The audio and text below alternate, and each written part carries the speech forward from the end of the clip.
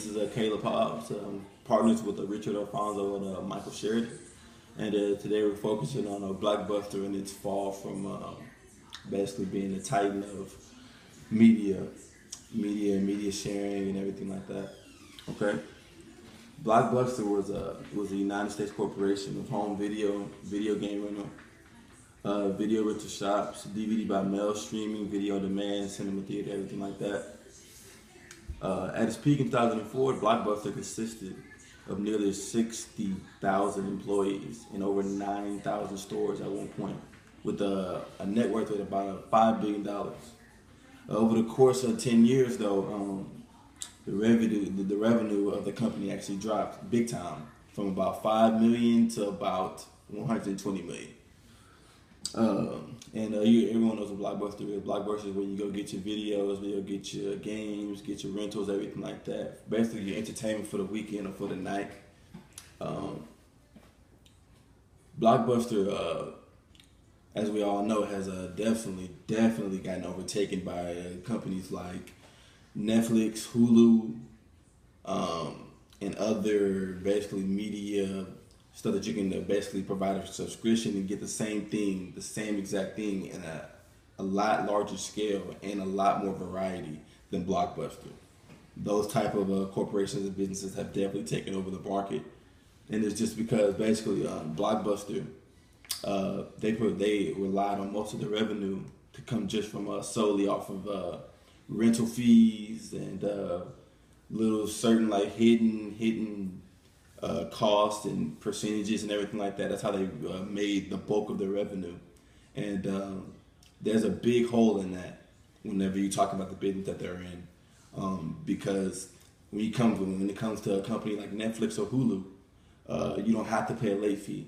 And because there is no late fees, and you pay a subscription. So once your subscription ends, then your access to that website or to that source of media and everything, all the variety of the library, you no longer have that access. So Netflix, before in about 2004, the Netflix CEO, Mr. Hastings, he actually took a trip down to Dallas to meet with the Blockbuster CEOs, and he pitched his idea about unseen connections and how providing a bigger variety, focusing on the product rather than the money part of it, is how you actually build your way up and how you actually sustain success over a long period of time.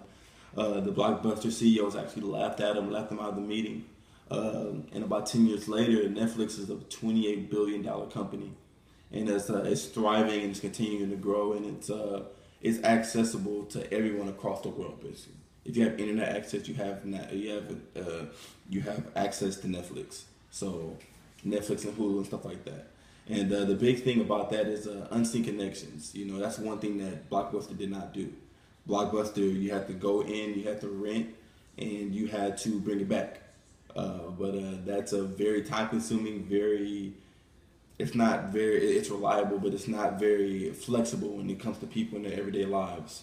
If someone wants to go home and they want to rent a video, they don't want to rent it and have to bring it back to the place and then face a late fee. With Netflix and Hulu, all you have to do is get on. You see the video you want to do it. You can the video you want to watch, or you want to rent, or the game you want to play, and you can watch it as long as you want, how long you want to watch it, and as many times as you want to watch it without having fear of a late fee. And that's very attractive to the consumer. And that's what Blockbuster failed to realize. The unseen, the technology aspect of everything, and how the new day and age is kind of taking over. That's really what planted Blockbuster.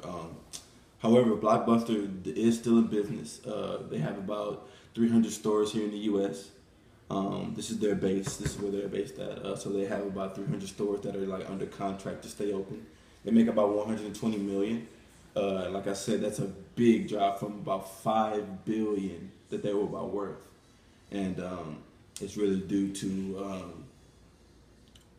they were focusing on rental fees and focusing on basically the consumer had to do the work, and now it's the net, and now with Netflix and Hulu, now it's the website or the corporation has to do the work. Now they provide the stuff, and the consumer really just can sit at home or sit on a plane or sit on on sit on anywhere, really, anywhere with internet access, and get what they want to do as far as media wise. If you want to spend a nice dinner with your spouse and you want to watch a movie, then you could just simply log on and get a subscription and watch it as much as you want. So to wrap it up, Netflix and Blockbuster really are the same, but are very different because one is technology and product driven, and the other is not. So be innovative.